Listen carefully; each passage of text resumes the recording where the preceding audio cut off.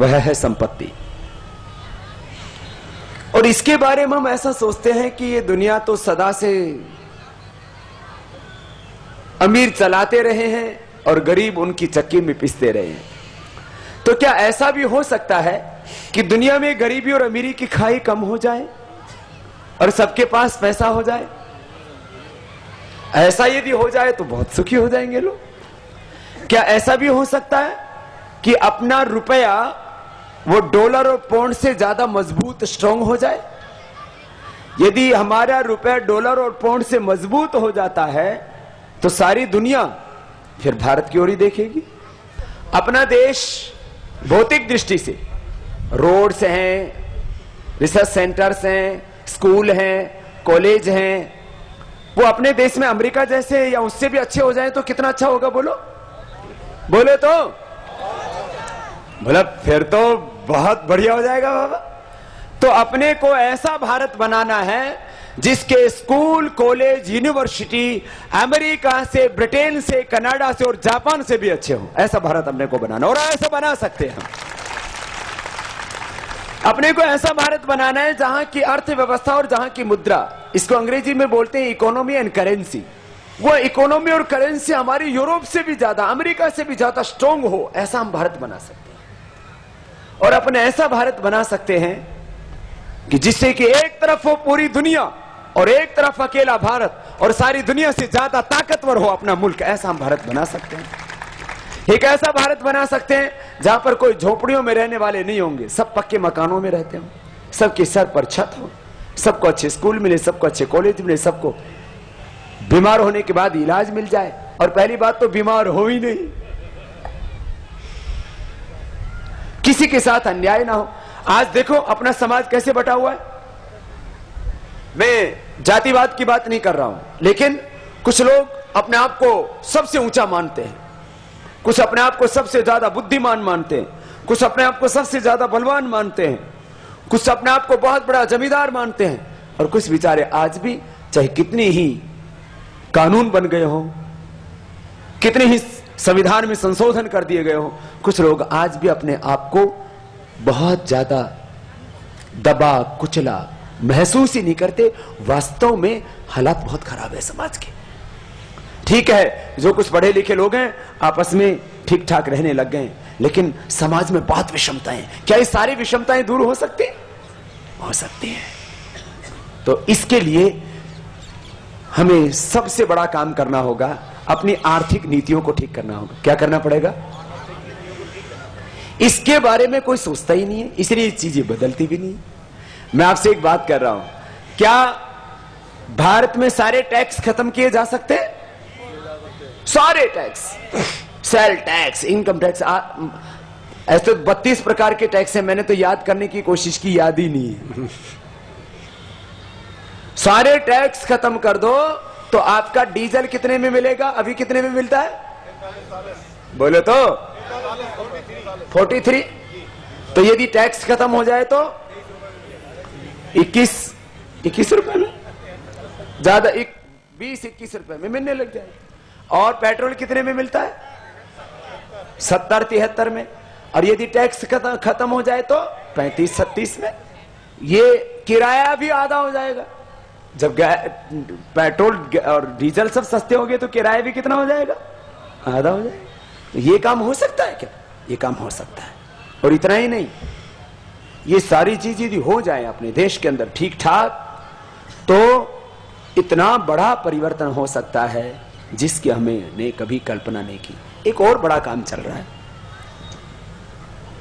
आज एक आदमी खेत में मेहनत करता है तो शाम तक उसको कितनी मजदूरी मिलती है? 100 रुपए। चलो, किसान आदमी अपने खेती करता है तो उसमें परिवार के सारे लोग मिलकर के मेहनत करते हैं। ठीक है, मेहनत करके खेत में बीज डालते हैं, जुताई करते हैं, फिर उसके अंदर पानी देते हैं, फिर कटाई करते हैं। इसमें पूरा परिवार लग जाता है। उसकी मेहनत, उसकी मजदूरी, उसका पानी का पैसा, उसका खाद का पैसा, उसका पेस्टिसाइड का पैसा, ये सब जोड़ा जाए तो चावल पता है क्या रेट से पड़ता है? चावल का रेट पड़ेगा 500 रुपए किलो। कितना?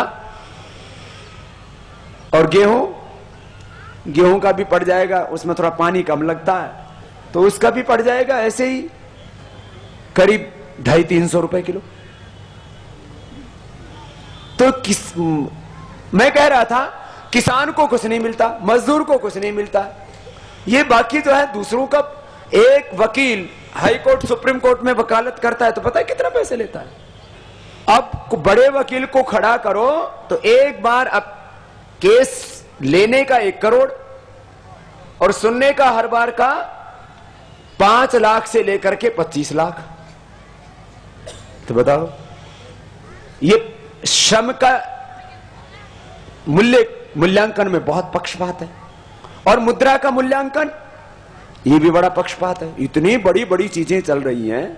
अच्छा, हमारी 50 रुपए की चीज अमेरिका कितने में खरीद लेता है? $1 में। बड़ा देखो, बड़ा विचित्र मामला है। हमारी 50 रुपए की चीज अमेरिका कितने में खरीद लेता है, और अपने 1 रुपए की चीज हमको कितने में देता है? 50 रुपए में। ऐसे लूट रही है दुनिया। ये दुनिया, अपन तो अपने बारे में सोचने से बाहर नहीं निकल पाते। अपना रोजी रोटी, घर मकान, बच्चे, बस दवाई पढ़ाई, इससे बाहर नहीं निकल पाते, और दुनिया ऐसे ही जा रही है। तो एक नई दुनिया कैसे बने, इसके लिए सबसे बड़ी चीज क्या है दुनिया में? बोलो, पैसा। और ये पैसे का हिसाब किताब ठीक नहीं चल रहा। इसका हिसाब किताब यदि ठीक हो जाए तो सब लोग पैसे वाले हो जाए। मैंने बताया अभी बेईमान लोगों ने कितना रुपए लूटा है? जोर से बोलो तो 400 लाख करोड़। यदि ये पैसा पूरे हिंदुस्तान में ठीक से बांटा जाए समान रूप से बिना पक्षपात के, तो एक जिले को, महुआ को भी कितना मिलेगा? महुआ को 60,000 करोड़ रुपए से ज्यादा। बोलो कितना? 60,000 करोड़ में यूनिवर्सिटी बना लो, स्कूल बना लो, कॉलेज बना लो, सड़क बना लो, हर खेत में ट्यूबवेल लगा लो, फैक्ट्री लगा लो, तो भी तुमसे 60,000 करोड़ रुपए खर्च ये है।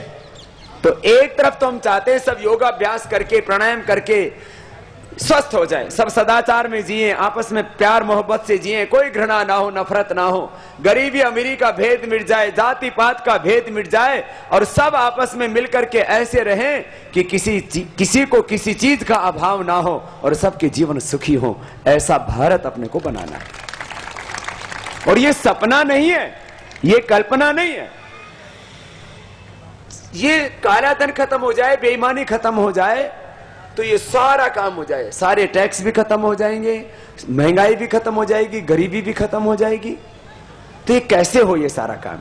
इसके बारे में मेरे दाहिनी ओर बैठे भाई अनिल जी, ये वर्षों से इसके ऊपर अध्ययन कर रहे हैं, शोध कर रहे हैं। एक बार सबकी ओर से भाई अनिल जी का अभिनंदन करता हूं, सबकी ओर से जोरदार करतल ध्वनि से।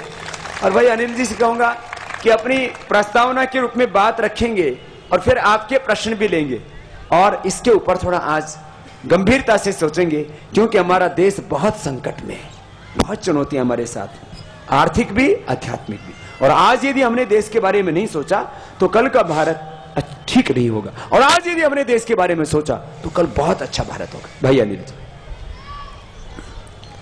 प्रणम पूज्य स्वामी जी। बुंदेलखंड के स्थान के, पवित्र स्थान के मेरे भाई, मेरे बहन, मैं अनिल बोकिल।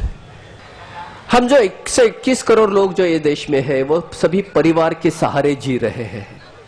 बहुत कष्ट है।